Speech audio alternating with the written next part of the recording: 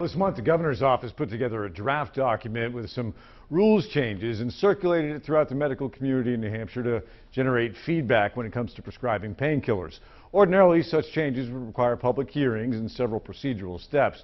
But in the middle of this heroin plague, time is not a luxury that the governor thinks New Hampshire has. Every day that we don't change these rules is a day we're losing more lives. Citing an urgency that can't go unchecked, Governor Hassan is pushing ideas ranging from capping opioid prescriptions to a 5-day supply to banning the use of the pain drug fentanyl for everyone except cancer patients. If we need to do emergency rules, that's one way, but there are multiple ways that we can change these rules as quickly as we can as a part and a common sense part of addressing this challenge. The emergency implementation would forego the normal public input and would stand for a period of 6 months until a more formal adoption process can be completed.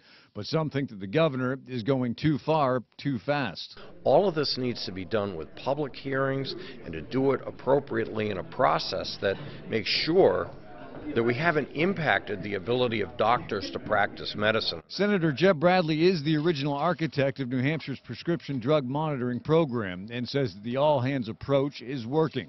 But he also believes the medical community has to sign off on every step. We need to deal with the problems, but to take away pain medications or make them much harder to prescribe for people that are suffering from some terrible afflictions would just be a calamity. But other states are ahead of New Hampshire with adopting up-to-date rules with their respective boards of medicine. And Governor Hassan fears bureaucratic entanglements could slow progress here.